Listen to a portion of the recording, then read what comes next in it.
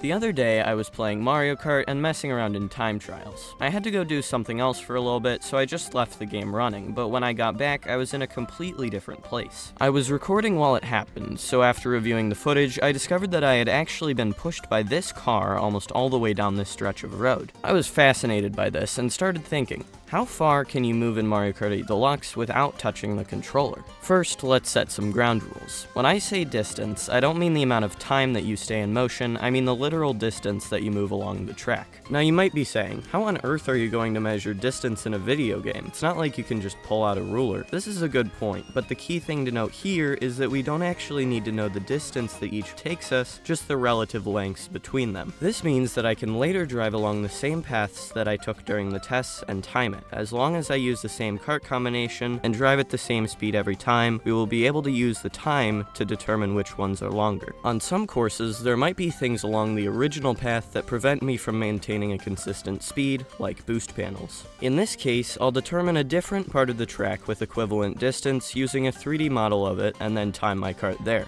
The runs will all be done in time trials with no mushrooms, and the measuring will start as soon as the last controller input is finished. The first thing I did was come up with a list of 47 different courses that I thought might have potential. The only problem was that over half of them were only on the list because they had large gliding sections. Since a lot of them weren't even close to having the largest gliding section, I decided to test them all once and rule out the quickest ones, since while that doesn't measure the actual distance, it gives me a good idea of how long they are.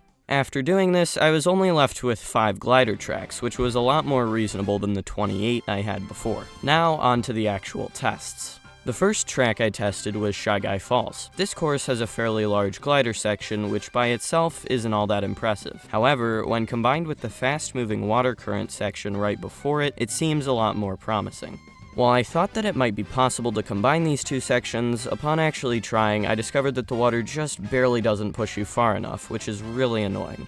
Mount Wario is another course that has a fairly large glider ramp. However, what interested me most was the moving water section. On my first attempt, the water pushed me all the way to the bottom, where I fell off and got picked up by Lakitu. While Lakitu did drop me off pretty far into the tunnel, I realized that I might be able to get more distance if I went off the ramp. I tested this, but the water just barely couldn't push me up onto the boost panel, and even if it could, it didn't give me enough speed to get over the gap, proving it useless.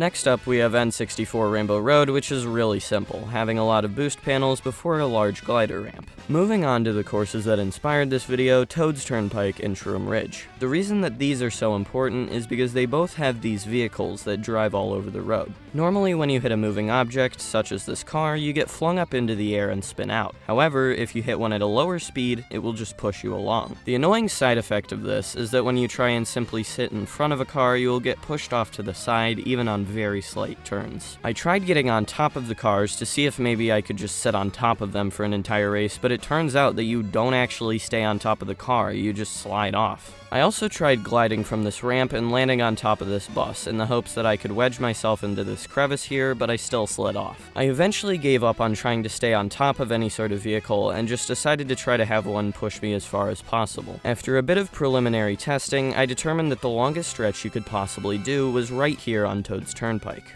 The next moving object that I wanted to test was this train in Super Bell Subway. I had fairly high hopes for this one because the trains actually cover a lot of distance, going through this entire tunnel. But sadly, the trains also don't keep you on as they move, so I slid off exactly like I did when I tried it with the buses. At the beginning of Mute City, there is this large part with quite a few boost panels on it. I tried to find the optimal angle to approach these from, but it was really difficult considering that the road is entirely anti-grav and curves quite a bit. Eventually, I managed to find a decent path that took me over most of them, before boosting off of the final ramp for some nice extra distance. Big Blue has probably the largest quantity of automatic movement objects out of any track in the game, and therefore was perfect for this challenge. These are mostly concentrated in lap 2 of the course, with a large glider following into an extremely large water path, which ends in another glider tunnel and exits onto these moving conveyor belts. The only problem with this is that the water gave me too much speed and I kept getting thrown out of it, making it completely impossible to follow the streams in a continuous line. I gave up on using very much of the water to help me and decided to focus on just getting through the glider tunnel and conveyor section. This took me quite a while because it is really almost entirely luck-based. The boost pads on the conveyors were pretty much vital if I wanted to make it all the way, but they were almost never in the correct orientation. But after only a couple hours of brute forcing this, I managed to make it all the way to the end. Koopa Cape is another trek with water, but unlike Big Blue, you can actually ride it. I went as far back on the water stream as I could, and then just waited a couple minutes to be slowly brought to the end, where I fell into the pipe for a good bit of distance. And then came Calamari Desert. After how I had just slid off the vehicles on all the other courses, I almost didn't even test the train on this one, but decided to anyway just to be thorough. And I'm glad I did, because when I dropped on top of the train car, I actually stayed on. I slid around a little bit, but by sitting in the coal car, I was able to stay on indefinitely, just barely hanging on. There is just one problem with this. There's not very much space for the train to drive around in. You get picked up after hitting this out of bounds area just a little bit after the start, but I do have a plan. As you probably know, Calamari Desert is one of the special tracks where the route changes on each lap, and conveniently enough, there's actually a period across 2 laps where you can follow the train tracks all the way around and then some. The train moves in the opposite direction of the way you drive, but it turns out that if you go backwards from the ending point, the game will actually transition between laps in the same way as driving forwards. The next issue is that there is no red ramp on the lap that you start on, so I needed to use this glider ramp.